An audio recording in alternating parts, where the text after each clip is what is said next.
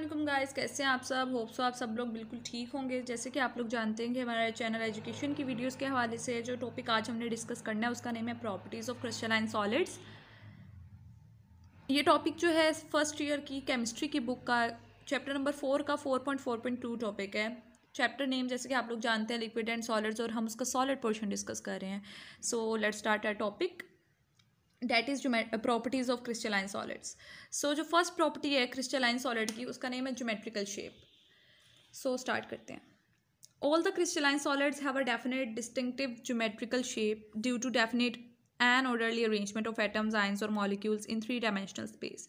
जो तमाम crystalline solids होते हैं ना, उनकी डेफिनेट डिस्टिंक्टिव ज्योमेट्रिकल शेप होती है। किस वजह से? उनकी N orderly arrangement of atoms, ions और मॉलिक्यूल्स की 3 डायमेंशनल में जो प्रॉपर अरेंजमेंट होती है उसकी वजह से। फॉर अ गिवन क्रिस्टल, एक गिवन क्रिस्टल के लिए द इंटरफेशियल एंगल्स, वो interfacial angles at which the surface intersect, जिस पे सरफेस इंटरसेक्ट करती है, और always the same no matter in which shape they are grown, वो बिल्कुल सेम होता है विद आउट रिस्पेक्ट के वो किस शेप में ग्रो कर रहा है या फिर किस शेप में वो अपनी कौन सी शेप लेकर एग्जिस्ट कर रहा है। These faces and angles remain characteristic. ये जो फेसेस या फिर एंगल्स होते हैं ये उसकी करेक्टरिस्टिक रहते हैं even when the material is ground to fine powder. यहाँ तक कि वो मटेरियल अगर हम उसको अच्छी तरह छोटे छोटे पीसेज में भी ग्राउंड पाउडर फाइन कर दें तब भी वो इस तरह ही एग्जिस्ट करता है। सो ये उसकी ज्योमेट्रिकल प्रॉपर्टी है क्रिस्टलाइन सॉलिड की। उसके बाद सेकंड प्रॉपर्टी जो हमने डिस्कस करनी है वो है melting points. Crystalline solids have sharp melting points. जो क्रिस्टलाइन सॉलिड्स होते हैं उनके जो मेल्टिंग पॉइंट्स होते हैं ना वो बहुत शार्प होते हैं and can be identified from their definite melting points. इस वजह से हम जो है मेल्टिंग पॉइंट की वजह से क्रिस्टलाइन सॉलिड्स को ईजिली रिकॉग्नाइज कर सकते हैं। जैसे कि हमने आपको पता है कि पहले पढ़ा था कि जो अमोर्फस सॉलिड्स होते हैं उनके शार्प मेल्टिंग पॉइंट नहीं होते। सो दैट ये चीज़ है जो बेसिकली अमोर्फस सॉलिड्स को क्रिस्टलाइन सॉलिड से सेपरेट आउट कर रही होती है। नेक्स्ट जो हमने डिस्कस करना है that is cleavage planes.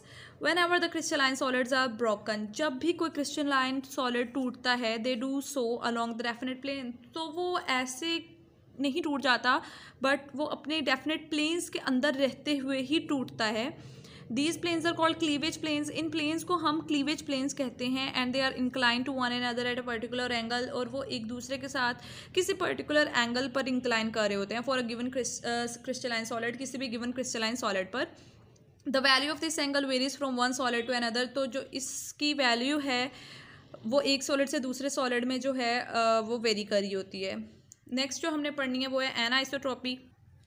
Okay, some of the crystals show variation in physical properties depending upon the direction. बहुत से जो क्रिस्टल्स होते हैं ना वो थोड़ी सी वेरिएशन शो कर रहे होते हैं, चेंजिंग शो कर रहे होते हैं अपनी फिजिकल प्रॉपर्टीज़ में अपना डायरेक्शन पर डिपेंड करते हुए। Such properties are called anisotropic properties. इन प्रॉपर्टीज़ को हम एनाइसोट्रॉपिक प्रॉपर्टीज़ कहते हैं and the phenomena is referred as anisotropy, और इस फिनोमेना को हम कहते हैं anisotropy. The physical properties of crystalline solids like refractive index, coefficient of thermal expansion, electrical and thermal conductivities are sometimes anisotropic in nature for some crystals.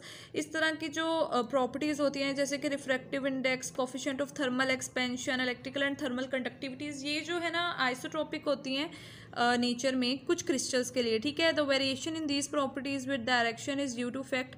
जो इस तरह की प्रॉपर्टीज़ होती है ना और इनमें जो वेरिएशन होती हैं उसकी मेन वजह क्या होती है? Orderly arrangement of particles in crystalline solid, कि जो क्रिस्टलाइन सॉलिड में ऑर्डरली अरेंजमेंट हो रही होती है। फॉर एग्जांपल, मिसाल के तौर पर electrical conductivity of graphite is greater in one direction in the other. उसकी एक डायरेक्शन में इलेक्ट्रिकल कंडक्टिविटी ज़्यादा होती है। सो होप सो आप लोगों को टॉपिक समझ आ गया होगा। तो अपना बहुत ज़्यादा ख्याल रखें। अल्लाह हाफिज़।